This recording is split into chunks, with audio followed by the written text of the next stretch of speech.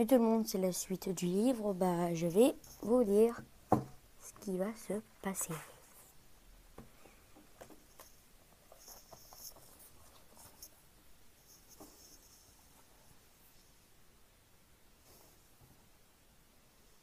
Il appuya sur un bouton marron.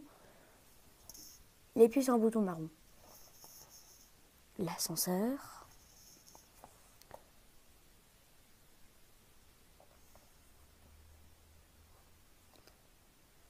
L'ascenseur s'embranla et wouch, il s'élança en flèche comme une fusée avec un bruit effrayant. Tout le monde s'agrippa à tout le monde. Et tandis que l'énorme appareil gagnait de la vitesse, le vacarme du vent se fit de plus en plus fort, de plus en plus aigu, jusqu'à percer les tympans. Il fallait hurler pour être entendu. « Arrêtez !» hurla grand-maman Joséphine. « Faites-le s'arrêter ! Joe !»« Je veux m'en aller !»« Je veux m'en aller !»« Sauvez-nous !» hurla grand-maman Georgina. « Redescendez !» hurla grand-papa Georges. « Non, non !» hurla monsieur Wonka. « Nous devons monter !» Mais pourquoi s'écrièrent-ils en chœur.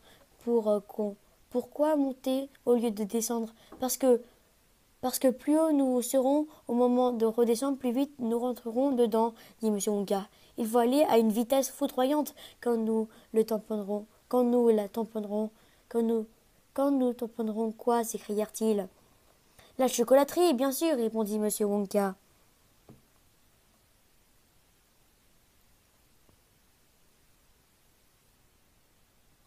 Ça, c'est un peu fort, dit grand-maman Joséphine.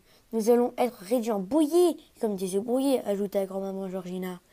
Ça dit, monsieur Wonka, c'est un risque à courir. Vous plaisantez, fit grand-maman Joséphine. Dites-nous que vous plaisantez.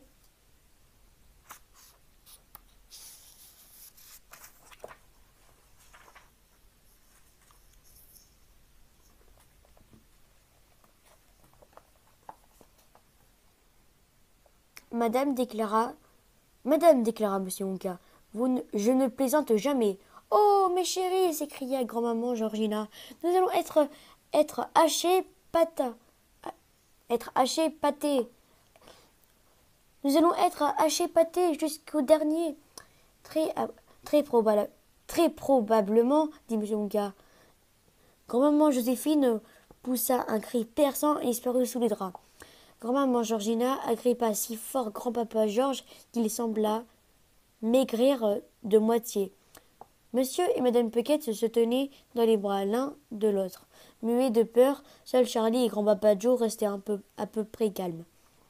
Ils avaient fait un bout de chemin avec M. Wonka, et ils s'étonnaient moins qu'avant, mais tandis que le grand ascenseur de verre s'éloignait de la terre, à toute allure, Charlie lui-même commençait à se sentir un tantinet inquiet.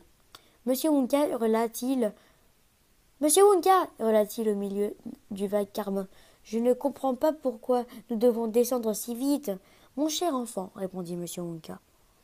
Si nous ne descendons pas si vite, nous ne crèverons pas le toit de la chocolaterie pour entrer.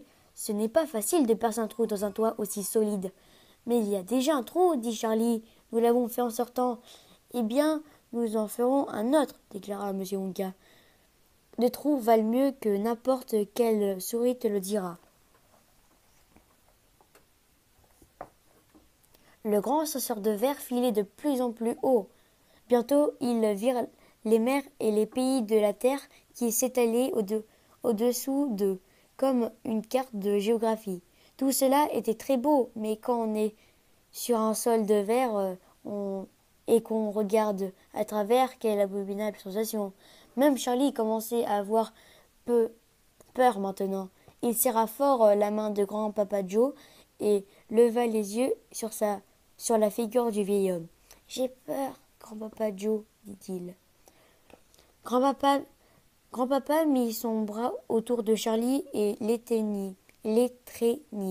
Moi aussi, Charlie. Monsieur Wonka, hurla Charlie.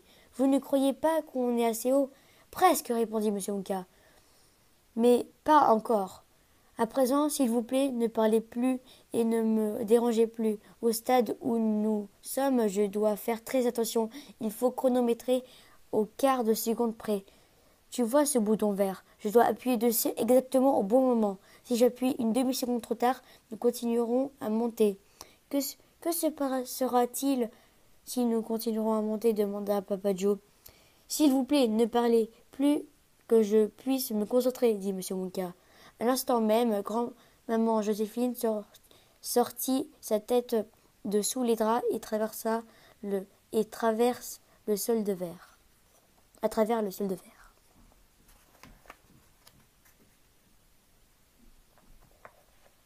Voilà, petite photo. Voici la petite terre, enfin la grande.